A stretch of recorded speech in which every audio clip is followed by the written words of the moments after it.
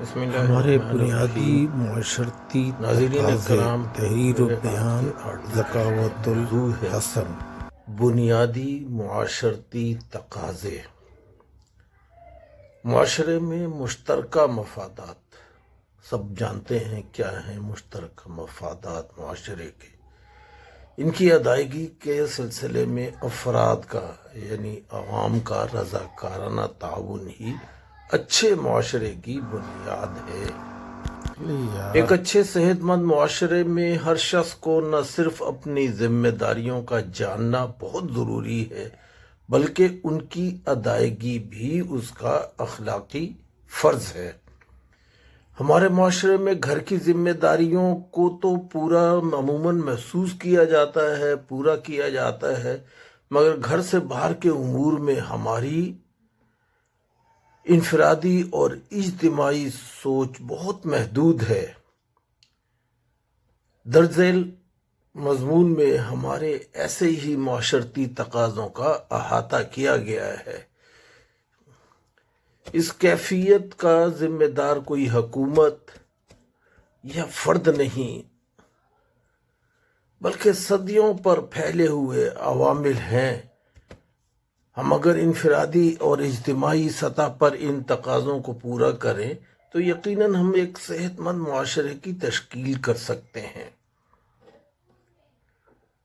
علامہ اقبال نے اسی لیے کہا تھا، افراد کے ہاتھوں میں ہے اقوام کی تقدیر، افراد کے ہاتھوں میں ہے اقوام کی تقدیر، ہر شخص ہے ملت کے مقدر کا ستارہ۔ ملک کی ترقی کے لیے ایک صحت مند معاشرہ ہونا لازمی امر ہے۔ افراد اپنے کردار کے ذریعے اس معاشرے کو اچھا بنا سکتے ہیں۔ اگر افراد اس بات پر غور کریں، اس پہ فوکس کریں، اس پہ سوچیں تو یقیناً یہ معاشرہ جنت بن سکتا ہے۔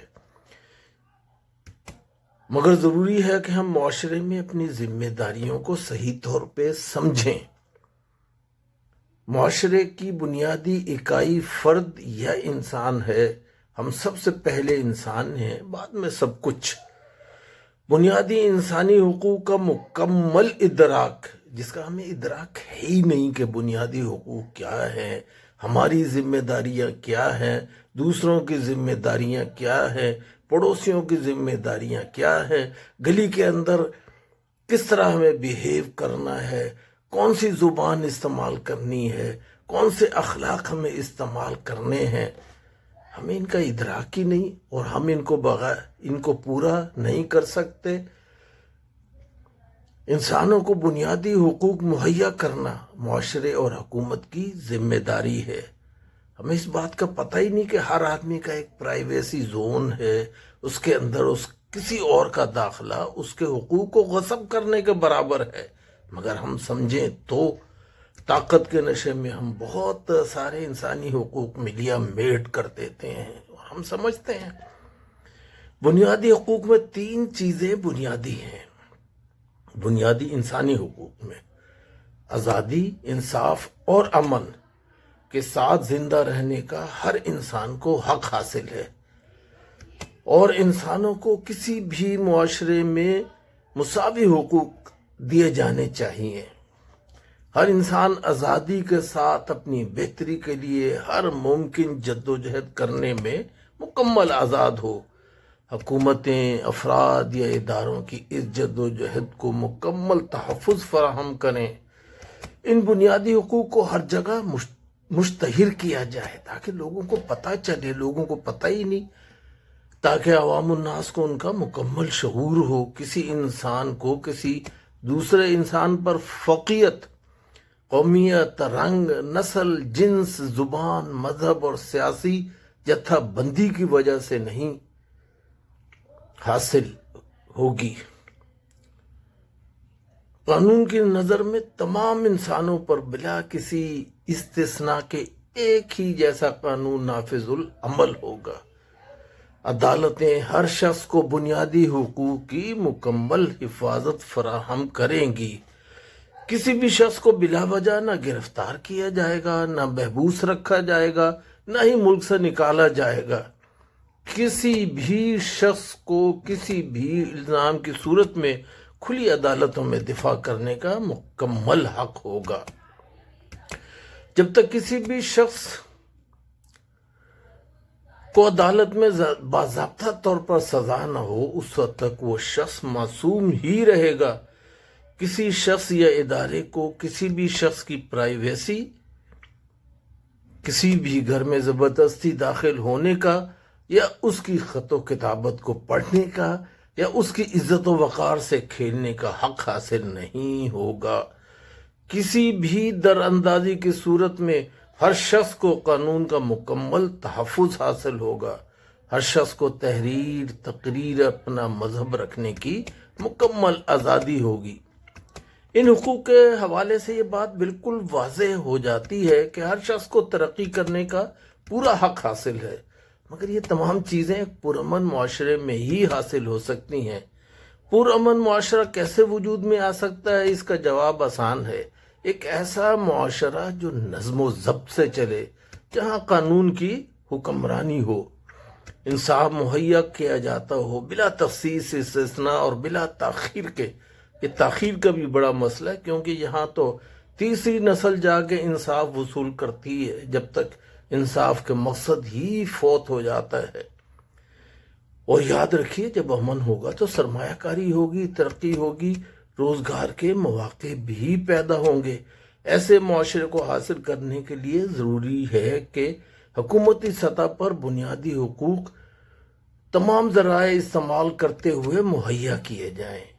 میں پھر یہ بات کہہ رہا ہوں کہ حکومتی سطح پر بنیادی حقوق تمام ذرائع استعمال کرتے ہوئے مہیا کیے جائیں۔ معاشرتی سطح پر ہر آدمی کے اوپر بہت سی ذمہ داریاں ہیں، جن کو پورا کر کے ہی معاشرے کا ایک بہتر فرد بنا جا سکتا ہے۔ اس کے نتیجے میں ایک بہتر معاشرہ وجود میں آ سکتا ہے۔ آج اس سلسلے میں ہر آدمی کو اپنا احتساب کرنا بھی ضروری ہے۔ کسی کو حق حاصل نہیں کہ کسی کو گالی دے۔ یاد رکھیے، یہ ہمارے یہاں بہت مروج ہے کہ جب چاہا جس کو چاہا گالی دے دی۔ کسی کو حق حاصل نہیں ہے کہ کسی کو گالی دے یا آزار پہنچائے، کسی قسم کی بھی تکلیف پہنچانے کا کسی کو بھی حق نہیں ہے۔ کسی کو بھی حق نہیں ہے کہ کوئی بھی کسی کی چیز پر قبضہ کرے۔ گلیوں میں اپنے آپ کو بڑا ثابت کرنے کے لیے، دھونس جمانے کے لیے، دادا کہلانے کے لیے ہر قسم کی دھینگا مشتی سے اجتناب کرے۔ ہر رہائشی کے لیے ضروری ہے کہ وہ اپنے پڑوسیوں کا خیال رکھے، گھروں کے اندر شور نہ کریں جس سے پڑوسیوں کو تکلیف ہو۔ ہر اس عمل سے اجتناب کرے جو پڑوسیوں کی تکلیف کا باعث ہو، جس میں کسی بھی نوعیت کا شور شرابہ بھی شامل ہے۔ مساجد کی بھی ایک بات ہے کہ لاؤڈ سپیکر کا بیجا استعمال جو ضرورت کے تحت ہے، جیسے اذان دیتے ہیں وہ تو صحیح ہے، لیکن بیجا استعمال، آپ کا حلقہ جہاں تک ہے وہاں تک آپ آواز پہنچائیں، ضرور پہنچائیں، لیکن یہ نہیں کہ اس اتنی آواز کے پورے شہری کو آپ سنانے لگیں، یہ نامناسب ہے۔